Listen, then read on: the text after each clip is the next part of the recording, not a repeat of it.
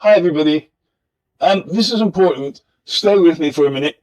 Somebody's taking all our money and we need to stop them. It may already be too late. But just in case it's not, stay with me and watch this. Up until recently, I've been caught up in the belief that the reason why they, whoever they are, want to do away with our cash is about control. It's about being able to say what we can spend, where we can spend it. um, and how we can live our lives. But actually, it's occurred to me recently that's a byproduct. That's not the reason. There is a reason, but it's not that. So this is what I think. Let me know what you think. Now, I'm no financial expert, so I'm taking a lot of this from things that I've seen on YouTube and wherever. But I'm told that there's never been more money in the system than there is now. In fact, there's so much money backed by so much of nothing that we're in danger of hyperinflation and all becoming bankrupt as countries as well as people. But somehow the money that we can spend is reduced to almost zero. A lot of exercises we get these days is trying to make our money stretch. Um, you know, could it be that somebody's behind us taking the money out of our pockets? Could it be that it's like highway robbery? Well, the answer to that is, yeah, it is like highway robbery, and it is like somebody's behind us taking the money out of our pockets. But actually, we're giving it away. And that's a strange thing for us to do when we complain that there's not enough money. We think maybe it's going to fly away. So I thought, let's see what the same people maybe, or the same videos on YouTube are saying about where all our money's going. So they have some economists on, and no matter which economist is on, it seems to be that pretty much automatically they come together and their conclusion is inflation. However, I'm not convinced that that's the answer. One of the big learnings through COVID was not to trust anybody, not to believe anything you hear officially. I mean, every doctor seemed to say that COVID was the disease and we needed to be injected. Just like every economist is saying that inflation is the problem with the money. They're not right. I don't believe it. We've got the world split into, we've got the people who have and the people who have not.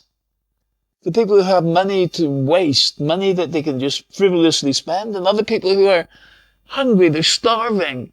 Other people are just weighed under by debt. So we know there's a bad actor out there somewhere, because my pockets are empty and so are a lot of other people's. What we need to know is, who is it and how are they doing it? So let me tell you a very quick story here, and I think by the end of it, it'll be pretty obvious. None of the figures here are correct. The principle is the same. And none of the facts are true, but let's take it. The other day I was walking down the street and there was this cold night day and it was going to be an even colder night. And there was this beggar there and he looked really perishing. So I opened my wallet and I took out a 50 note and I just dropped it into his little cup and said, look, go to the shelter and get yourself warm. You don't look well, right? So bless him, he did. He took the 50 and went to the shelter, and the shelter did well for him. They gave him a bed for the night. They gave him a meal. I'm really happy he was. The meal, it was the shelter's birthday. So they thought, I know what I'll do. I'll have pizza for everybody, be something special for them. So they phoned up the pizza delivery, and the girl came out on the bike, delivered the pizza. So they had to pay for the pizza, and the nearest money was the 50 note that I gave them. So use that to pay for the pizzas. On the way back to the pizza shop, the delivery girl thought, I need to get some more petrol for the bike. So she pulled into the petrol station or a gas station and filled up the bike and gave them a 50 note. Now, you can just see that this happens over and over again. The same 50 note just goes round and round and different people get it and they give value for it. And you know what? No matter how many transactions happen, that note is still worth 50 at the end of the day.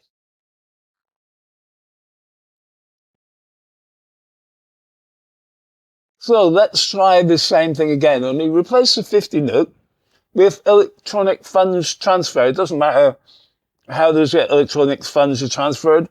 Yeah, it's the same process.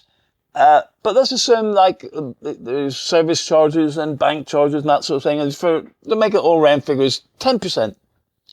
So there I go with my prepaid card with 50 on it, and I give it to the guy in the street. The guy on the street takes it and is very pleased and goes and gives it to the shelter. Now, the shelter are giving out 50 worth of value, but they're only getting 45 for it from the electronic funds transfer because of the charges.